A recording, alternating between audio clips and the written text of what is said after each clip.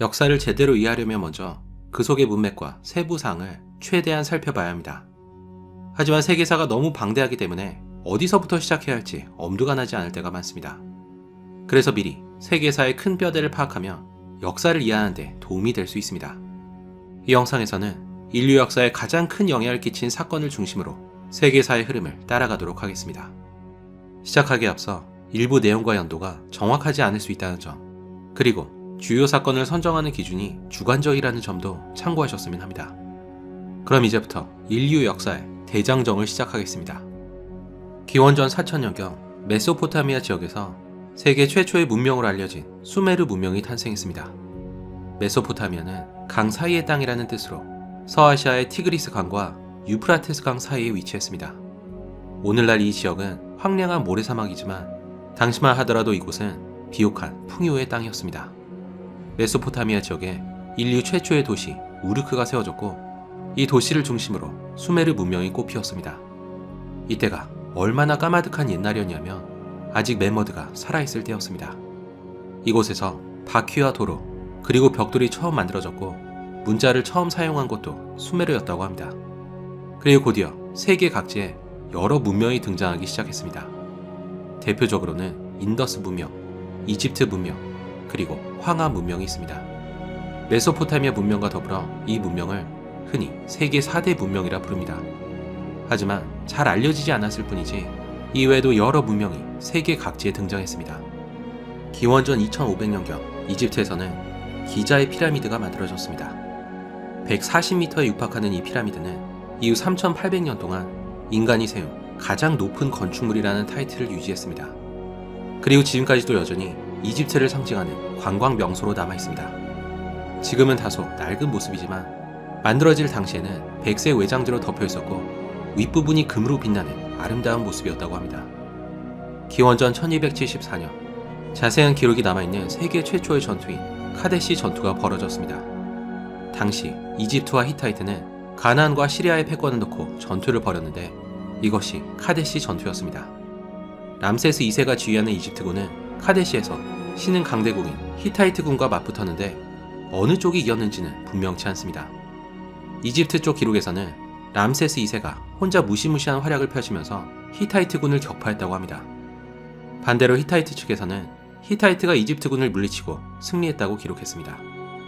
기원전 1200년경 그리스의 미케네 문명이 서아시아의 트로이를 공격했습니다. 트로이 전쟁이라 불리는 이 사건은 호메로스의 일리아스에 기록되어 있습니다. 하지만 이야기에 신화가 뒤섞였기 때문에 트로이 전쟁은 오랫동안 지어낸 이야기로 여겨졌습니다. 하지만 하인리 슐리만이 트로이의 유적을 발굴함으로써 트로이가 실제로 존재했다는 사실이 밝혀졌습니다. 당시 지중해와 서아시아에서는 여러 문명이 번영을 누리고 있었습니다. 히타이트와 아시리아, 바빌로니아, 그리고 이집트가 그 지역에 패권을 놓고 경쟁하고 있었고 그리스의 미케네 문명도 존재감을 드러내고 있었습니다. 그러다 갑자기 재앙이 찾아왔습니다. 이 시대를 기록한 사료가 없다시피 하기 때문에 이때 정확히 어떤 일이 있었는지는 알 수 없습니다. 하지만 기원전 1200년에서 1150년 사이에 일어난 일련의 사건으로 메소포타미아뿐 아니라 그리스와 이집트 문명까지 말 그대로 붕괴한 것이었습니다. 이로 인해 그리스의 미케네 문명과 서아시아의 히타이트 문명이 역사 속으로 사라졌습니다. 이집트와 아시리아는 간신히 살아남았지만 겨우 명맥만 유지할 뿐이었습니다. 질병과 자연재해가 재앙의 원인이었다는 주장이지만 많은 고고학자들은 바다 민족의 침략을 가장 큰 원인으로 꼽았습니다. 하지만 바다 민족이 누구이며 그들이 어디서 왔는지는 오늘날까지 미스테리로 남아있습니다. 그 후 200년간 그리스와 서아시아 지역에서 문명이 완전히 사라지다시피 했다고 하니 그 피해가 엄청났던 것 같습니다.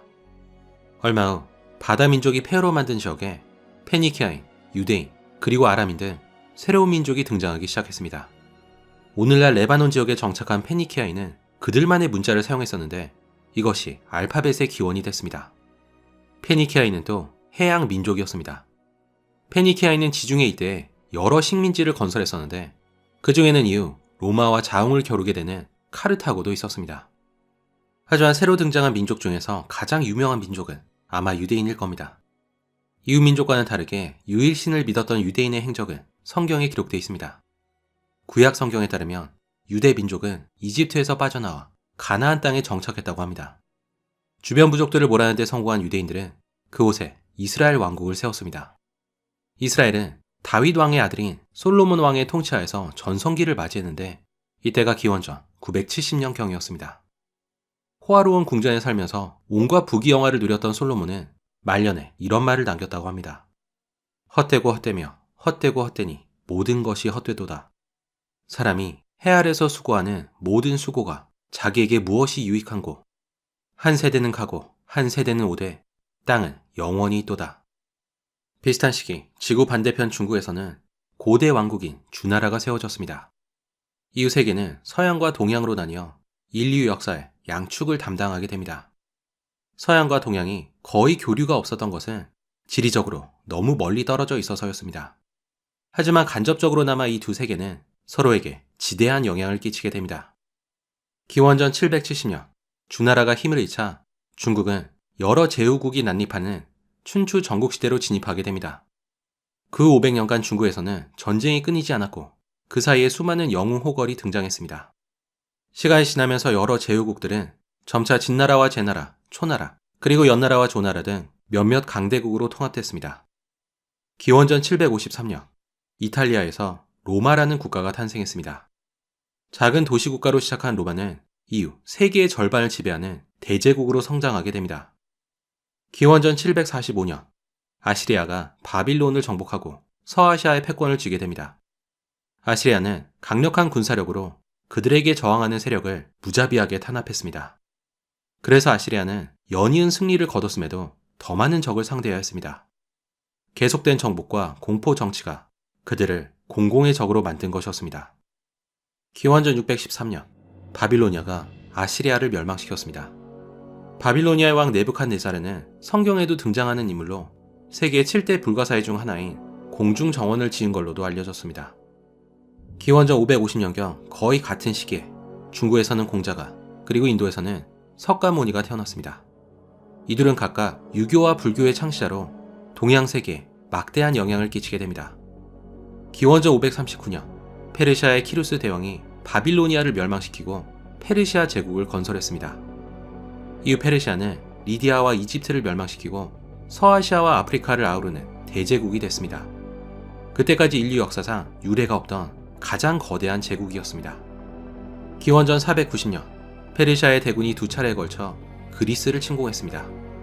그리스의 역사가 헤로도토스에 따르면 이때 페르시아가 동원한 병력은 무려 231만이었다고 합니다. 하지만 아테네와 스파르타군이 활약한 그리스군은 기적적으로 페르시아군을 막아냈습니다. 기원전 338년 그리스 북부의 마케도니아 왕국이 고대 그리스 세계를 장악했습니다. 그리고 몇 년 뒤인 기원전 331년 마케도니아의 알렉산더 대왕은 바다를 건너 페르시아 제국을 멸망시켰습니다. 그때까지 세계의 중심은 메소포타미아 지역이었습니다. 그런데 마케도니아가 페르시아를 멸망시킨 후에는 그리스가 서양 세계의 중심이 됐습니다. 하지만 알렉산더 대왕이 세운 대제국은 오래가지 못했고 얼마 안 돼 여러 세력으로 쪼개졌습니다.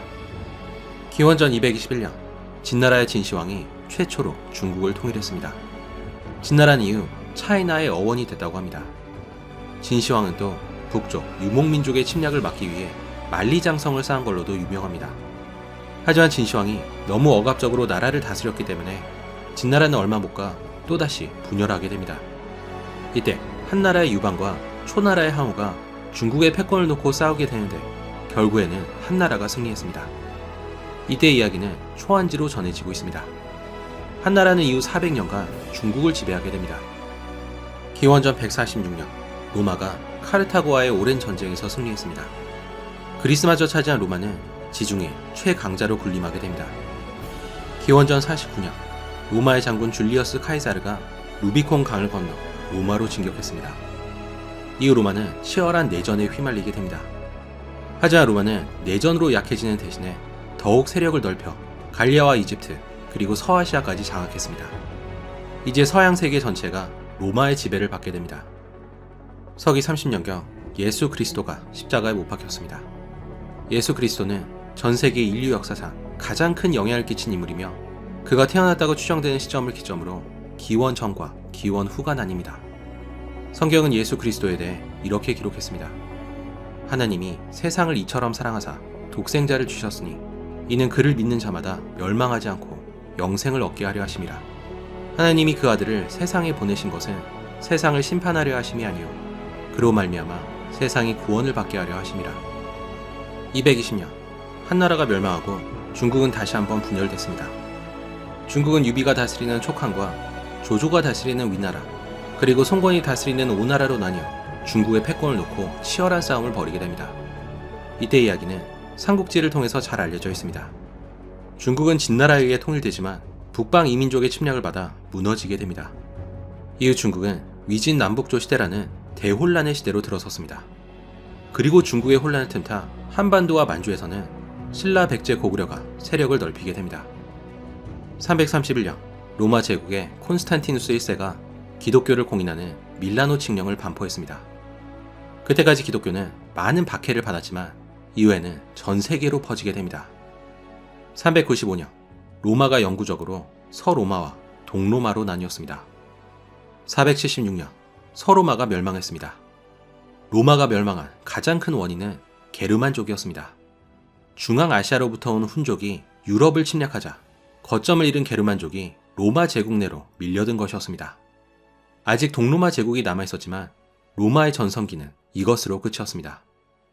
600년경 아라비아 반도에서는 무함마드가 이슬람을 창시했습니다.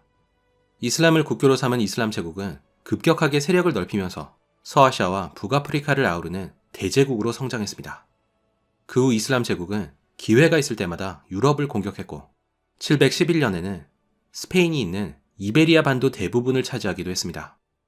그 후 스페인은 500년이 넘는 기간 동안 이슬람 세계의 지배를 받게 됩니다. 612년 중국을 통일한 수나라는 무려 113만 대군을 동원해 고구려를 공격했습니다. 참고로 이때 동원된 113만이라는 숫자는 20세기 전까지 세계 역사에서 다시는 등장하지 않는 어마어마한 규모였습니다. 하지만 수나라가 야심차게 준비했던 고구려 원정은 실패로 돌아갔고 수나라는 그 여파로 멸망하게 됩니다. 수나라의 뒤를 이어 등장한 당나라 또한 끈질기게 고구려를 공격했습니다. 결국 668년 신라의 도움을 받은 당나라가 고구려를 멸망시켰습니다. 732년 프랑크 왕국의 카를 마르텔이 트르푸아티의 전투에서 승리함으로써 서유럽을 이슬람 세력으로부터 막아냈습니다. 게르만족의 일파인 프랑크족이 세운 프랑크 왕국은 이후 셋으로 쪼개져 오늘날 프랑스, 독일, 그리고 이탈리아의 기원이 됐습니다. 800년경 중국에서 처음으로 화약이 발명됐습니다.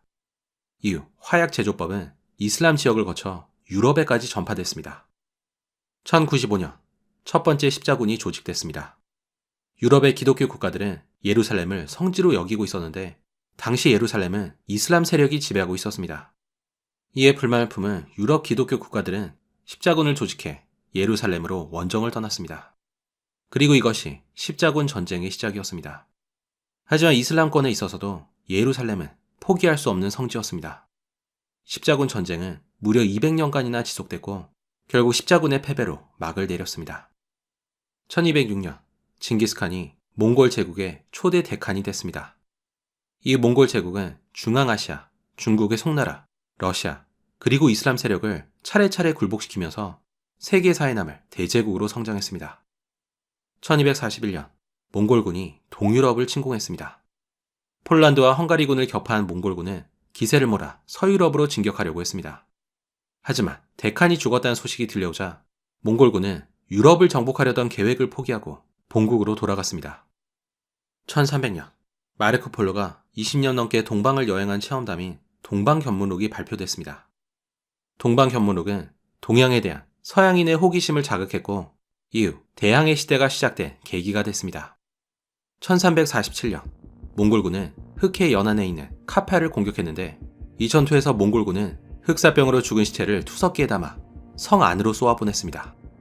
얼마 후 흑해로부터 온 12척의 배가 시칠리아의 메시나 항구에 도착했습니다.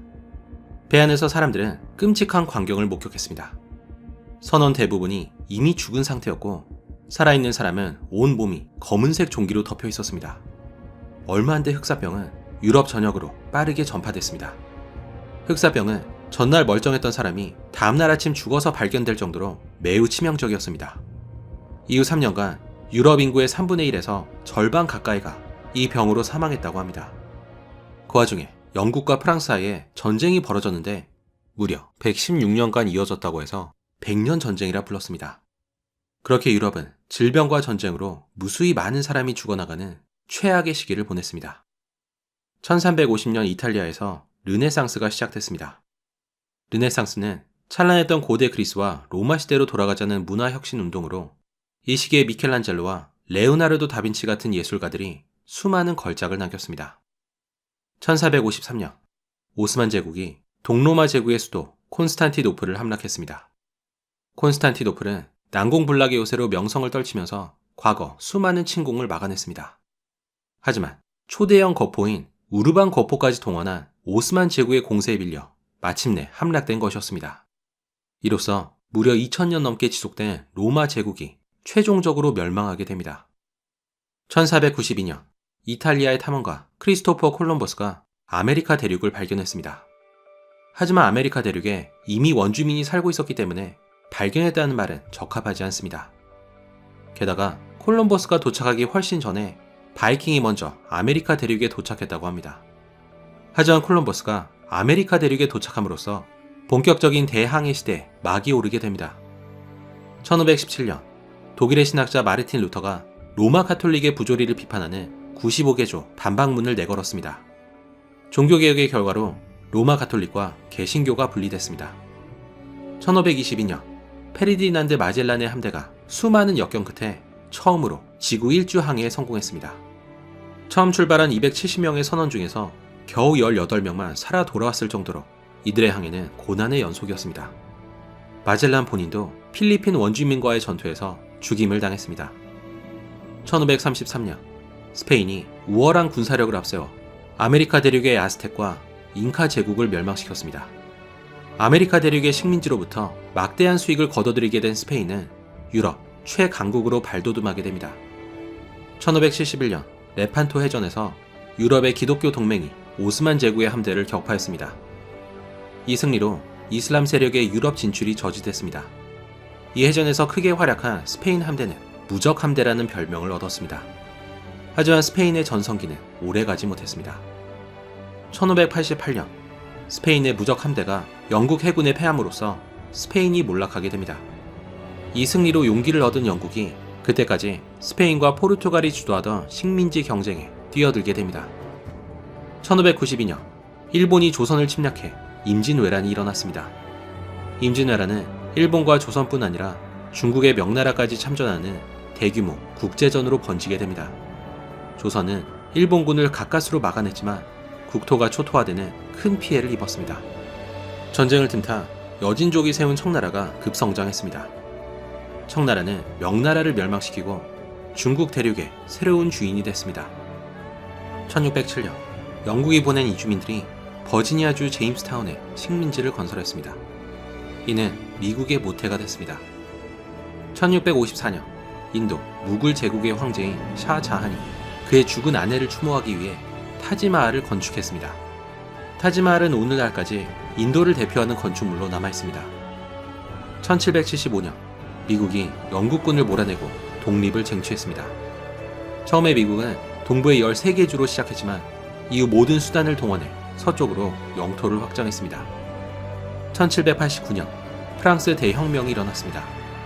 이 혁명은 부패한 지도층을 몰아내기 위해 시작된 밀란이었습니다.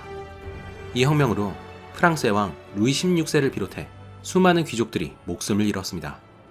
프랑스 대혁명은 또 나폴레옹이라는 한 야심가가 권력을 얻게 된 계기였습니다. 1804년 나폴레옹 보나파르트가 프랑스의 황제가 됐습니다. 나폴레옹은 승승장구하면서 영국과 러시아를 제외한 유럽 대부분을 제패했습니다. 하지만 러시아 원정이 실패로 끝났고 1815년 워털루 전투에서는 결정적인 패배를 당했습니다. 결국 사로잡힌 나폴레옹은 아프리카의 작은 섬인 세인트 헬레나에서 쓸쓸한 죽음을 맞이했습니다. 1837년 대영 제국의 최전성기를 이끈 빅토리아 여왕이 즉위했습니다. 프랑스는 기세가 꺾였고 독일은 아직 분열돼 있었기 때문에 대영 제국을 막을 세력은 존재하지 않았습니다. 영국은 전 세계의 식민지를 건설해서 한때 지구 육지 면적의 4분의 1을 보유했을 정도였습니다. 그래서 대영 제국은 해가 지지 않는 나라로 불렸습니다. 1840년 아편 전쟁이 일어났습니다. 영국은 청나라와의 무역 적자를 메우기 위해 마약인 아편을 수출했습니다. 그런데 청나라가 아편 수입을 금지하자 이에 불만을 품은 영국이 청나라를 공격한 것이었습니다. 신식 무기와 군함으로 무장한 영국 해군은 손쉽게 청나라군을 격파했습니다. 이 전쟁에서 청나라의 허약한 실체가 드러났고 서구 열강의 아시아 진출이 본격화됐습니다. 1848년 칼 마르크스가 공산당 선언을 발표했습니다. 공산주의의 시작이었습니다. 1861년 미국에서는 노예 제도를 폐지할지를 놓고 갈등이 극에 달해 있었습니다. 결국 미국은 남과 북으로 갈라져 치열한 내전을 벌였습니다. 남북전쟁이라 불리는 이 전쟁은 5년간 지속됐고 그동안 민간인과 군인을 모두 합쳐 100만 명 이상이 사망했습니다. 전쟁은 노예제 폐지를 주장한 북부의 승리로 끝났지만 북부의 링컨 대통령은 얼마 뒤 암살되고 맙니다. 1868년 일본이 메이지 유신을 단행했습니다. 서구 열강에 비해 힘이 턱없이 부족하다는 걸 깨달은 일본은 메이지 유신을 통해 근대화를 이루고 강대국으로 도약할 발판을 마련했습니다. 하지만 일본도 그들이 경계한 서구 열강과 마찬가지로 제국주의 노선을 걷게 됩니다. 1905년 일본이 러시아와의 전쟁에서 승리함으로써 열강의 대열에 합류하게 됩니다. 1914년 제1차 세계대전이 발발했습니다. 전쟁의 직접적인 원인은 오스트리아 황태자 부부가 사라예보에서 암살된 사건이었습니다. 하지만 전쟁이 일어난 근본적인 원인 중에는 민족주의가 있었습니다. 민족주의는 자국의 우월성을 강조하면서 이웃나라 간의 적대감을 부추겼습니다. 그 결과 대화로 간단히 해결될 문제가 전쟁으로까지 번진 것이었습니다. 초기에는 독일과 오스트리아가 주축이 된 동맹 세력이 영국과 프랑스를 상대로 전쟁을 유리하게 끌고 왔지만 미국의 참전으로 전세가 역전됐습니다. 결국 독일의 항복으로 전쟁이 끝을 맺게 됩니다. 이 전쟁에서 전사한 군인만 1000만 명에 육박했을 정도로 전쟁의 피해는 엄청났습니다. 1917년 레닌이 주도한 러시아 혁명으로 러시아 제국이 무너지고 세계 최초의 공산국가인 소비에트 공화국이 탄생했습니다. 러시아의 황제였던 니콜라이 2세와 그의 가족은 허름한 지하실에서 비참한 최후를 맞이했습니다. 1929년 대공황이 시작됐습니다. 미국 주식시장의 폭락으로 시작된 미국의 대공황이 세계적인 대공황으로 확산된 것이었습니다. 대공황으로 가장 큰 타격을 받은 나라는 독일과 일본이었습니다. 독일에서는 대공황의 혼란을 틈타 아돌프 히틀러가 정권을 잡았습니다. 그리고 일본도 만주와 중국을 침략하는 등 점차 극단적인 군국주의 노선을 걷게 됩니다. 1939년 인류 역사상 최악의 비극이라 꼽히는 제2차 세계대전이 일어났습니다.